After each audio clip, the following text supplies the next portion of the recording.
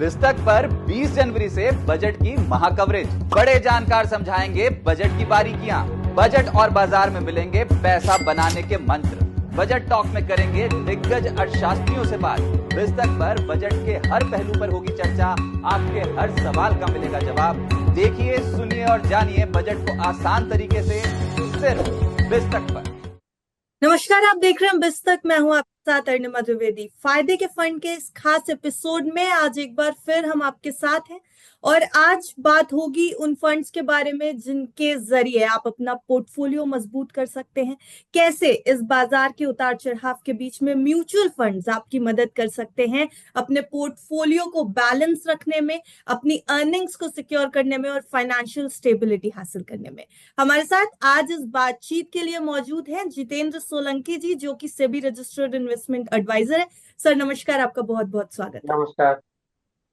तो जितेंद्र जी के साथ बातचीत शुरू करने से पहले मैं आपको ये बता दूं कि बाजार में ये जो दौर चल रहा है वो बहुत उतार चढ़ाव का है, इसलिए बहुत ज्यादा जरूरी हो जाता है अपनी जो आपकी गाढ़ी कमाई है, जो आपकी अर्निंग्स है, उनको स्टेबलाइज करना। अपने पोर्टफोलियो को कैसे स्टेबल रखें, कैसे बैलेंस रखें, आज फायदे के फंड में इसी पर करेंगे चर्चा। जितेंद्र जी, पहला सवाल तो मेरा यही होगा इस डिस्कशन को ओपन करने के लिए कि बाजार में जो वॉलेटिलिटी है, जो उतार चढ़ाव चल रहे हैं, म्यूचुअल फंड इन्वेस्टर्स इसमें क्या स्ट्रैटेजी अपना सकते हैं, किस तरह से वो अपनी फाइनेंशियल स्टेबिलिटी इसमें बरकरार रख सकते हैं?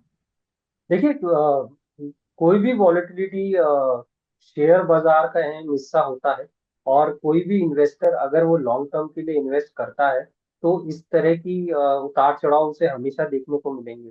किसी भी इन्वेस्टर्स के लिए बहुत जरूरी है कि ये समझना कि अगर आपने लंबी अवधि के लिए इन्वेस्ट किया है तो ये उतार चढ़ाव आपको जो है देखने को मिलेंगे, एक से ज्यादा बार हो सकता है देखने को मिलेंगे। तो आपको अपना संयम नहीं खोना है और बाजार में निवेश जारी रखना है। तो मुझे नहीं लगता कि जो लॉन्ग टर्म इन्वेस्टर्स हैं, लंबी अवधि के निवेशक हैं, उनके लिए बहुत ज्यादा फर्क पड़ेगा। हाँ, अपॉर्चुनिटीज मिलती हैं कि अगर बाजार गिरता है तो और आपके पास सरप्लस है तो आप और ज्यादा निवेश कर सकते हैं, लेकिन निकालने की जो स्ट्रैटेजी होती है वो फाइनेंशियल गोल से लिंक होनी चाहिए, ना कि बाजार के उतार चढ़ाव को देखते हुए। जी।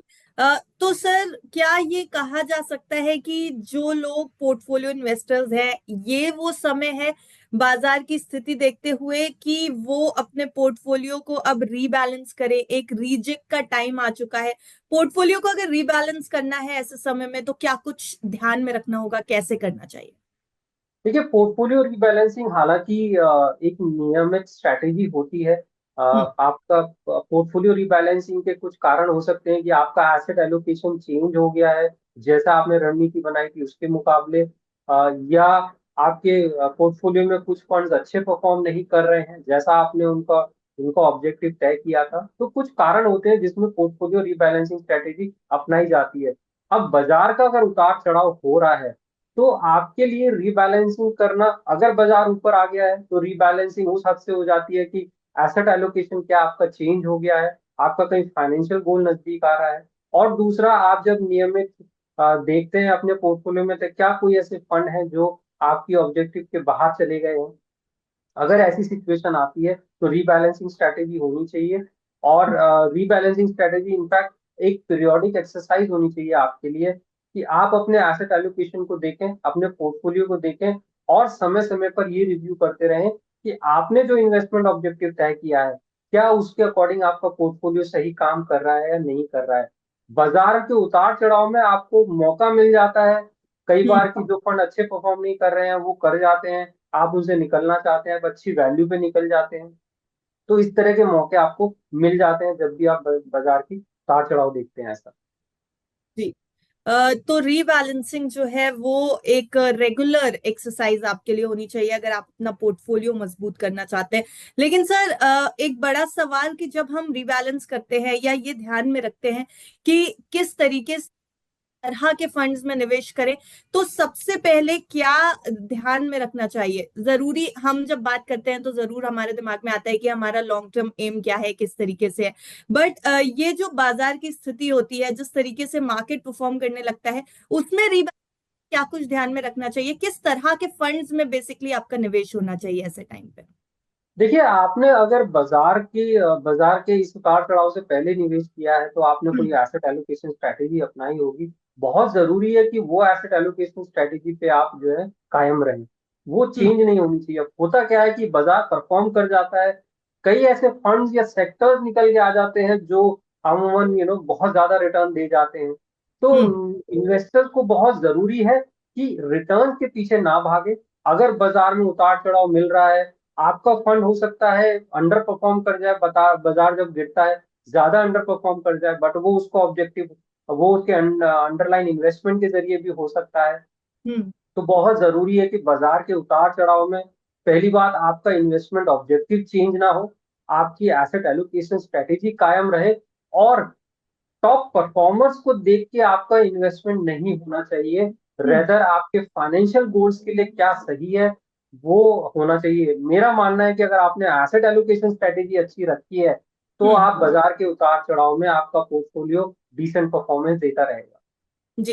एसेट एलोकेशन का सर बहुत जिक्र हो रहा है इस दौरान। एसेट एलोकेशन क्या है बेसिकली, अगर आप हमारे व्यूअर्स को समझा सके, और जी किस तरीके से करना चाहिए ये? जी, देखिए, एसेट एलोकेशन स्ट्रेटेजी दो तरीके से होती है। एक, हम्म। Different asset classes.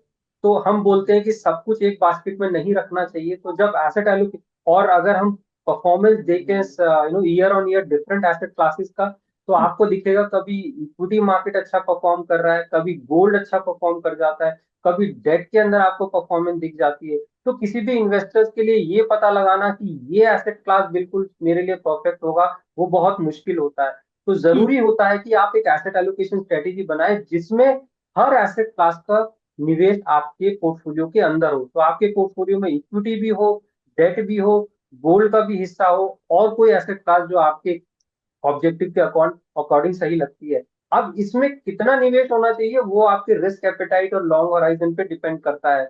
आप इक्विटी के अंदर 50% करते हैं या 30% करते हैं, आपकी प्रोफाइल के ऊपर डिपेंड करता है। With in equity market also, अगर म्यूचुअल फंड्स के अंदर अलग अलग तरह की कैटेगरीज हैं, लार्ज कैप है, मिड कैप है, स्मॉल कैप है।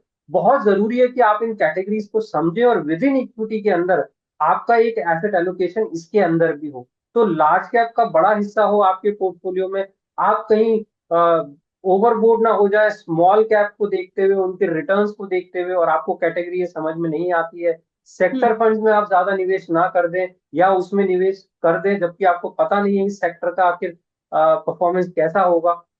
तो इसीलिए एसेट एलोकेशन स्ट्रेटेजी दोनों लेवल पे होनी चाहिए, विद इन एसेट क्लासेस और डिफरेंट एसेट क्लासेस। जी। सर, अभी अगर देखा जाए तो क्या इक्विटी फंड्स में निवेश करने का समय, क्योंकि हाल ही में हमने बाजार को बहुत गिरते हुए देखा।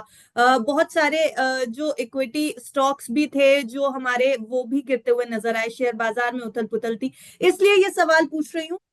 निवेशक कॉशियस हो गए हैं, बहुत नर्वसनेस है, तो क्या इक्विटी फंड्स में निवेश करने का ये सही समय है, या अभी दूरी बना के रखनी चाहिए?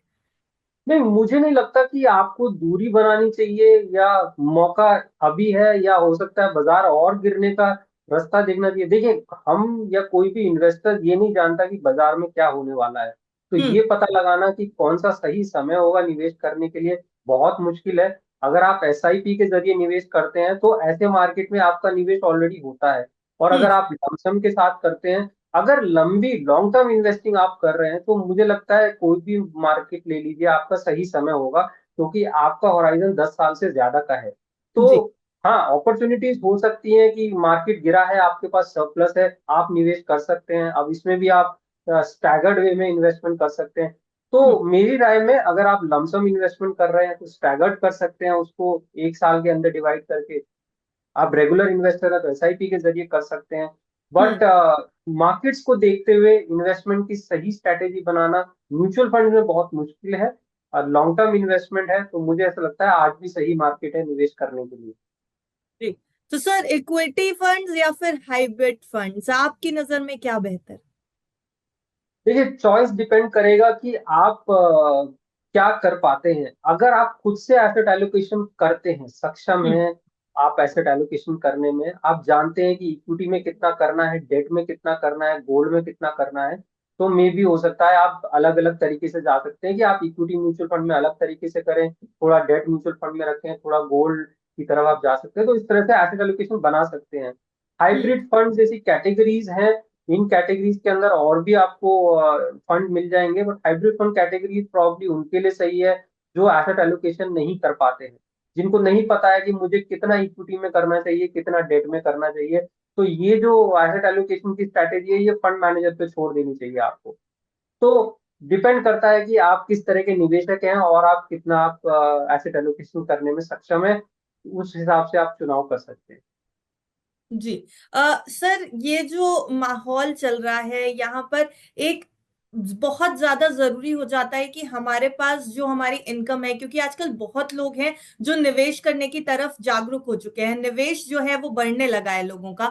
लेकिन ऐसे में सवाल ये उठता है कि कभी अगर हमें इमरजेंसी की जरूरत हो, इमरजेंसी में हमें अपने पैसे निकालने हो या जो हमने निवेश कर रखा है, तो उस तरीके का कोई अलोकेशन, जैसे इमरजेंसी फंड्स जो आते हैं, उस तरीके का ये सवाल सिर्फ इसलिए कि जब हमें इमरजेंसी में पैसे निकालने हैं तो क्या बेहतर होता है? क्या इक्विटी फंड्स में निवेश करना इमरजेंसी में हमें अलाउ करता है उस तरीके के निवेश को बाहर निकाल कर यूज करने का, या फिर ऐसे समय के लिए हमें डेट फंड्स की ओर ध्यान देना चाहिए? क्या बेहतर होता है इमरजेंसी के समय?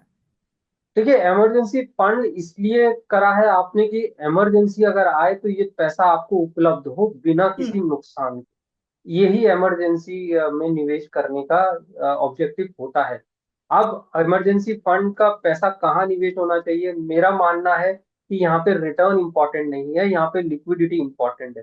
कि पैसा आपके पास हमेशा अवेलेबल होना चाहिए और जो आपका मूल पैसा है उससे आपको कोई नुकसान नहीं होना चाहिए। इसलिए हमेशा राय देते हैं कि इमरजेंसी फंड का पैसा या तो आप बैंक डिपॉजिट में रख सकते हैं, या आप सेविंग बैंक में रखिए, या फिर आप लिक्विड म्यूचुअल फंड में रखिए। तो इस तरह के डेट, वो शॉर्ट टर्म डेट कैटेगरीज जो कि वॉलेटिलिटी के अंदर में नहीं आते हैं, उनमें आपका पैसा होना चाहिए कि अगर आपने आज निवेश किया तो आप कल बिना किसी नुकसान के उस पैसे को निकाल निकाल सके। इक्विटी फंड्स इमरजेंसी फंड के लिए नहीं बना है। ये हम्म। गलती बहुत इन्वेस्टर्स कर देते हैं रिटर्न को देखते हुए। मेरी राय यही है कि इमरजेंसी फंड के लिए जब आप निवेश कर रहे हैं तो रिटर्न आपका क्राइटेरिया होना ही नहीं चाहिए, आपका क्राइटेरिया लिक्विडिटी होना चाहिए। इक्विटी फंड्स सिर्फ लॉन्ग टर्म इन्वेस्टमेंट या लंबी अवधि, जिसको हम बोलते हैं कि एटलीस्ट 7 to 10 years का होराइजन आपके पास हो, तभी इक्विटी फंड्स में निवेश करना चाहिए। अदरवाइज इमरजेंसी फंड हमेशा बैंक डिपॉजिट या very very short term debt funds हैं उसके अंदर होना चाहिए। जी। सर, मीडियम और शॉर्ट टर्म गोल्स की भी बात करेंगे इस समय, कि अगर हमें बहुत लंबे समय के लिए नहीं करना है इन्वेस्ट, जैसे हम अभी तक बात कर रहे थे कि लॉन्ग टर्म के लिए किस तरीके के फंड्स में हम लोग इन्वेस्ट करें। लेकिन सर, अगर नहीं है लॉन्ग टर्म का गोल, ज्यादातर लोग बहुत जल्दी आजकल अपनी फाइनेंशियल स्टेबिलिटी देखना चाहते हैं, बड़े बड़े सपने होते हैं लोगों के कि एक घर ले लेंगे इतने साल में, एक गाड़ी ले लेंगे इतने साल में, अच्छे वेकेशंस पे जाना है इतने समय के बाद अपनी फैमिली के साथ। तो मीडियम और शॉर्ट टर्म गोल्स के लिए कौन से फंड्स बेहतर रहते हैं, और क्या प्रोसेस होनी चाहिए सिस्टमैटिक इन्वेस्टमेंट की, कैसे एसआईपी करना चाहिए? देखिए, मीडियम और शॉर्ट टर्म आप मान के चलिए 3 से 5 साल का होराइजन है कि हम्म। 3 साल के लिए करा या 4 साल के लिए करा। अब इसमें कोई ऐसा म्यूचुअल फंड, मेरी राय में तो बैंक डिपॉजिट भी अच्छा है अगर आप 3 साल के लिए रखते हैं। टैक्सेशन चाहे, अब डेट फंड और अगर हम ये एफडी की बात करें तो टैक्सेशन बराबर है। तो यानी कि आपको ये, अगर आप हायर रिटर्न की तरफ जाते हैं, टैक्स एफिशिएंट इन्वेस्टमेंट की तरफ जाते हैं, तो आपको लंबी अवधि के लिए निवेश करना पड़ेगा। तो मुझे नहीं लगता ऐसा कोई बहुत ज्यादा आपको सोचना पड़ेगा। मीडियम टर्म या शॉर्ट टर्म होराइजन है, बैंक डिपॉजिट में भी पैसा अच्छा है या फिर शॉर्ट टर्म डेट फंड में भी पैसा अच्छा है। मेरी राय में इन दोनों के अंदर आप पैसा निवेश कीजिए अगर आपको मीडियम टर्म करना है, क्योंकि मीडियम टर्म में भी थोड़े रिटर्न के साथ आपका गोल लिक्विडिटी ही है। वो पैसा 3 साल के बाद अवेलेबल होना चाहिए खरीदने, कुछ भी आपको अगर गोल मीट करना है। हम्म। और अगर मैं 3 साल का होराइजन लेके चल रहा हूँ तो मुझे नहीं लगता कोई वोलेटिलिटी आप एक्सपेक्ट कर भी सकते हैं इसके अंदर। अगेन, रिटर्न यहाँ पे क्राइटेरिया नहीं है आपका कि आप बहुत ज्यादा रिटर्न कमा सके, आपका क्राइटेरिया वही लिक्विडिटी है। तो बैंक डिपॉजिट हो या शॉर्ट टर्म डेट फंड्स हो, अगेन अगर आप डेट फंड्स को सिलेक्शन करने जाएंगे तो होराइजन के अकॉर्डिंग अब डेट फंड की कैटेगरीज बनी है। लॉन्ग ड्यूरेशन फंड है, शॉर्ट टर्म डेट फंड है, ओवरनाइट फंड्स हैं। तो होराइजन के अकॉर्डिंग आप उस फंड में निवेश कर सकते हैं। और आपके लिए अब आसान हो गया है कि आपका होराइजन 3 साल का है, तो आप देख सकते हैं कि कौन सा डेट फंड 3 साल के लिए बना है। अगर 1 साल होराइजन है तो आप आसानी से पता लगा सकते हैं कि कौन सा फंड 1 साल होराइजन के लिए बना है, तो हम्म, चुनना बहुत आसान हो गया। जी। तो ऐसे समय के लिए जब आपको शॉर्ट टर्म या मीडियम टर्म इन्वेस्टमेंट करने हैं, अपने एम को फुलफिल करना है जल्दी, तो आप debt short term debt funds की तरफ जा सकते हैं, ये सलाह है। सर, अब बात थोड़ी सी, जब हमने कह दिया कि जल्दी सपने पूरे करने की बात है, तो यहाँ पर बात आती है यूथ की। आज का जो यूथ है, जो अभी अभी कमाना शुरू कर रहा है, जिसे जेंजी भी कह सकते हैं, मिलीनियल भी कह सकते हैं आज की भाषा में, लेकिन निवेश के लिए जागरूकता तो बढ़ गई है। लोग अब इन्वेस्ट करना चाहते हैं, मार्केट से पैसा लेना चाहते हैं, कमाई करना चाहते हैं। ये यूथ जो अभी अभी नौकरी करना शुरू कर रहा है, या जिसने बहुत ज्यादा अपना सर्विस नहीं पे है, इनके लिए इन्वेस्टमेंट की क्या स्ट्रैटेजी होनी चाहिए? क्योंकि सर, इनके ना सपने बहुत बड़े होते हैं। किसी को आईफोन भी चाहिए, लोगों को अच्छी गाड़ी भी जल्दी चाहिए, तो खर्चे भी बहुत ज्यादा है। इन खर्चों के बीच में किस तरीके से अपनी फाइनेंशियल प्लानिंग इनको करनी चाहिए? देखिए, कोई भी जनरेशन आ जाए, इन्वेस्टमेंट बेसिक्स तो चेंज नहीं होने वाला। ठीक है, जी। इन्वेस्टमेंट बेसिक वही रहने वाला है। अब जेंजी के लिए कोई अलग से इक्विटी मार्केट्स नहीं बना है, वही इक्विटी मार्केट है जो हमारे लिए भी अवेलेबल है। तो हम्म। बेसिक्स भी वहीं आके खड़े हो जाते हैं कि शॉर्ट टर्म में आप जुआ खेल रहे हैं अगर आप इन्वेस्ट करते हैं। इक्विटी मार्केट शॉर्ट टर्म के लिए नहीं बना है। हम्म। और हम न्यूज में भी बहुत कुछ देखते हैं और सुनते हैं, और हमें पता लग रहा है कि किस तरीके से लोग जो है शॉर्ट टर्म में निवेश करके पैसा गंवा रहे हैं। तो जी। मेरी राय में जेनसेट की जो जनरेशन है, इनके लिए टेक्नोलॉजी एक बहुत बड़ा एडवांटेज हो गया है, क्योंकि they are use to technology now. Hmm. Technology एक बहुत बड़ा एडवांटेज हो गया है, इंफॉर्मेशन बहुत अवेलेबल है। इन्वेस्टमेंट जो है आपका चुटकी बजाते आप इन्वेस्टमेंट कर सकते हैं, तो बहुत आसान हो गया है। लेकिन बेसिक्स वही है कि अगर आपको निवेश करना है तो रिटर्न के पीछे आप मत भागिए। आप निवेश अपना अपने होराइजन के अकॉर्डिंग चुनिए। हम्म। अगर आप शॉर्ट टर्म निवेश करने जाएंगे इक्विटी मार्केट्स में, तो फिर वही है कि प्रोबेबिलिटी ऑफ लॉस बहुत हाई है। किस तरफ जाएगा आपको खुद नहीं पता। तो हम्म। ऐसा ना हो कि आपने निवेश शुरू किया है, आप गलत निर्णय ले लें और बाद में आप इक्विटी मार्केट से ही जो है हाथ पीछे छुड़ा लें कि ये मार्केट में तो मुझे नुकसान ज्यादा होता है। तो बहुत जरूरी है कि जेनजेट के लिए भी कि बेसिक्स को सही रखिए, अपने फाइनेंशियल गोल्स को तय कर लीजिए क्या करना है आपको, और उसके हिसाब से आप इन्वेस्टमेंट प्रोडक्ट का चुनाव करें। अब ज्यादा खर्चे हो गए तो कैश फ्लो आपका बिगड़ेगा, और आपने हम्म। अगर गलत निवेश कर दिया तो कैश फ्लो फिर आप डेट में चले जाएंगे। यही जो है जेनजेड में हम देख रहे हैं कि हो रहा है। तो मेरी राय में तो जेनजेड के लिए भी वही बेसिक्स है कि इन्वेस्टमेंट को आप इन्वेस्टमेंट की तरह चूज करिए, लॉन्ग टर्म इन्वेस्टमेंट को लॉन्ग टर्म इन्वेस्टमेंट रहने दीजिए, और अगर शॉर्ट टर्म इन्वेस्टमेंट करना है तो उसके लिए जो इंस्ट्रूमेंट बने हैं उसी में निवेश करिए। स्ट्रैटेजाइज कैसे कर सकते हैं मान लीजिए अगर किसी ने अभी नौकरी स्टार्ट की, सैलरी है मान लीजिए 25 से 30 हजार रुपए, कैसे कर सकते हैं ये इन्वेस्टमेंट प्लानिंग की? इनके आगे के फाइनेंसेस जो हैं वो स्टेबल भी रहे, प्लस इनके शौक भी पूरे होते रहे। देखिए, इन्वेस्टमेंट इन्वेस्टमेंट हम करते हैं किसी फाइनेंशियल गोल के लिए। दो हम्म। तीन फाइनेंशियल गोल ऐसे होते हैं जो आने हैं हमारी लाइफ में। ओके, हम्म। रिटायरमेंट का आएगा आगे, हम्म। हमारी मैरिज होगी, हमारी लाइफ बदलेगी, ये गोल्स हैं जो आएंगे। तो ये गोल्स के लिए आप अ, अभी से अगर इन्वेस्टमेंट करना शुरू कर दें, थोड़ा पैसा आप स्टार्ट करिए कि आपने लॉन्ग टर्म के लिए रख दिया वो पैसा, 25-30 साल के लिए आपने इन्वेस्टमेंट कर दिया। वहां आपका इक्विटी मार्केट बहुत अच्छा ऑप्शन है और बहुत अच्छा निवेश है कि आपने इक्विटी मार्केट्स में शुरू कर दिया निवेश, पच्चीस हम्म। तीस साल के लिए आपने निवेश कर दिया। आपको आज क्योंकि आप स्टार्ट कर रहे हैं तो आप बहुत अच्छा कॉर्पस इकट्ठा कर पाएंगे। हम्म। उसके बाद आप अपने शॉर्ट टर्म गोल को निकालिए कि आपके शॉर्ट टर्म में क्या क्या गोल है और कितना होराइजन है उनका। अगर कोई हम्म। 15 साल के बाद है, अभी भी अच्छा है, लॉन्ग टर्म निवेश है, आप वही निवेश कर सकते हैं। अगर हम्म। कोई गोल आपको 3 साल के बाद जो है, आपको मान लीजिए आईफोन खरीदना है, मुझे नहीं लगता कि 3 साल के बाद अगर मुझे आईफोन खरीदना है तो मैं इक्विटी मार्केट की तरफ जाऊंगा। मेरी जी। राय में अगर मैं उसको अफोर्ड नहीं कर सकता तो मैं शायद अफोर्ड नहीं कर सकता उसको। हम्म। वहीं पे जो है मिसमैच वहीं पे होता है कि हम अफोर्ड नहीं कर सकते। हम ये कोशिश करते हैं कि इक्विटी मार्केट में निवेश कर दें, 25% का रिटर्न कमा लें 3 साल के अंदर, और अफोर्डेबल हो जाएगा आईफोन। यही हम्म। मिस्टेक होती है। तो ये बहुत जरूरी है कि अपनी अपेक्षाओं को, अपनी जो सैलरी है उसके अकॉर्डिंग ही रखना चाहिए। तो शॉर्ट टर्म निवेश, शॉर्ट टर्म इंस्ट्रूमेंट करें। बहुत जरूरी है जेनजेड के लिए कि अपने गोल्स को आप डिवाइड कर लीजिए, क्या हम्म। करना है आपको, और उसके बाद आप इन्वेस्टमेंट के लिए जाइए। जी। तो गोल्स डिवाइड और गोल डिसाइड करना सबसे पहले बहुत जरूरी है कि क्या लंबे समय के लिए आपको चाहिए और क्या इमीडिएट, इमीडिएट मतलब आने वाले 1-1.5 साल में आपको इन्वेस्टमेंट से चाहिए। यही राय भी है हमारे मार्केट एक्सपर्ट की भी, हमारे इन्वेस्टमेंट एडवाइजर की भी आज यही राय है, सोलंकी जी की भी। सोलंकी जी, जाते जाते एक सवाल जरूर मैं आपसे करना चाहूंगी कि यूथ के लिए तो हमने बात कर ली कि कैसे इन्वेस्टमेंट करना चाहिए, क्या कुछ करना चाहिए। बहुत सारे ऐसे लोग हैं जो अभी तक अपनी सैलरी अपनी फैमिली पे यूटिलाइज करते आ रहे हैं, बैंक डिपॉजिट में जमा करते आ रहे हैं, बहुत सारे इंस्ट्रूमेंट के जरिए जमा करते आ रहे हैं। लेकिन अब ये जो शेयर मार्केट की नॉलेज है ये भी सामने आई है, इन्वेस्टमेंट की नॉलेज भी सामने आई है। वो लोग जो अब तक कमा रहे थे लेकिन बहुत ज्यादा मार्केट में इन्वेस्ट नहीं कर पाए, उनके लिए क्या खास सलाह है? क्या आज से शुरुआत की जा सकती है? और अगर कर सकते हैं तो किस स्ट्रैटेजी से करें?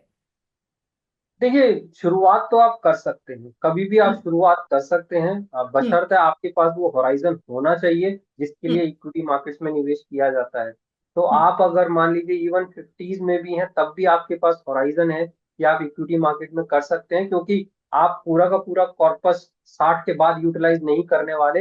एक 25-30 साल की मिनिमम लाइफ आपकी बची है, जो हम्म। कि आप चाहेंगे कि बिना, जो मैंने कमाया उसी से मैं निकालूं। अब उसके लिए बहुत जरूरी है कि सस्टेनेबिलिटी के लिए कि उस कॉर्पस पर रिटर्न आपको अच्छा मिले जो हम्म। इन्फ्लेशन को बीट कर सके। और इसीलिए जरूरी हो जाता है कि कुछ पैसा जो है ऐसे निवेश में जाए जहां पे आप अच्छा रिटर्न कमा सके। तो इक्विटी मार्केट में निवेश हर क्लास के लिए, हर एज के लिए वो एप्लीकेबल होगा। आपके लिए बहुत जरूरी है कि आप, जैसे मैंने कहा, फाइनेंशियल गोल आप डिसाइड कर लीजिए। हम्म। और इन्होंने अगर मार्केट में निवेश नहीं किया अब तक, बैंक डिपॉजिट में रखे रहे, आप अंदाजा उनको लग गया कि कहाँ पे नुकसान हुआ है, तो हम्म। इक्विटी मार्केट में वो आज भी निवेश कर सकते हैं। लेकिन वो गलती ना करें कि इक्विटी मार्केट में निवेश का आपने होराइजन कम कर दिया क्योंकि आपकी एज ज्यादा हो गई है। होराइजन हम्म। वही रहना चाहिए। जी। सर, होराइजन जो वर्ड है उसको अगर आप थोड़ा सा एक्सप्लेन कर सकें उन लोगों के लिए जी जो बेहतर तरीके से समझना चाहते हैं कि क्या हमें किस तरीके से निवेश करना है। जी, बहुत बहुत जरूरी है ये होराइजन आपका एकदम सही हो। तो जब आप इक्विटी मार्केट की तरफ आते हैं तो होराइजन आपका एटलीस्ट 7 to 10 years मिनिमम होना चाहिए। जी। वो एक होराइजन है, उससे कम होराइजन है तो मुझे नहीं लगता मैं इक्विटी मार्केट्स में निवेश करने की जरूर सलाह दूंगा। हाँ, हम्म। ऐसे प्रोडक्ट्स अगर बने हैं जो इस होराइजन के लिए वर्क कर सकते हैं, ऐसे कुछ प्रोडक्ट्स हो सकते हैं, तो आप निवेश करने का सोचिए। कुछ कैटेगरीज ऐसी हैं जिसमें हेजिंग यूज होती है, उसके साथ डाउनसाइड प्रोटेक्शन मिलता है। तो हम्म। आप, मीडियम टर्म होराइजन है या 7 साल से कम का होराइजन है तो ऐसे एवेन्यूज हो जाते हैं। बट अदरवाइज इक्विटी मार्केट्स में अगर आपके लिए निवेश, आपको निवेश करना है तो मिनिमम होराइजन 7 to 10 years आपका होना चाहिए। और अगर सर 7-10 ईयर्स से कम का होराइजन है तो क्या हम एसआईपी कर सकते हैं? अगर कर सकते हैं तो किस तरीके के फंड्स? देखिए, एसआईपी का अगेन, एसआईपी का प्रॉब्लम ये है कि एसआईपी आपको 2 साल के अंदर रिजल्ट नहीं देने वाली। हम्म। एसआईपी आपको लॉन्ग टर्म में ही रिजल्ट देगी। हम्म। ठीक है, तो अगर अगर हम एसआईपी ये सोच के कर रहे हैं कि 4 साल की मैं एसआईपी कर दूं और 4 साल में रिजल्ट निकल के आ जाएगा, नहीं, क्योंकि आपने रुपी कॉस्ट एवरेजिंग की है।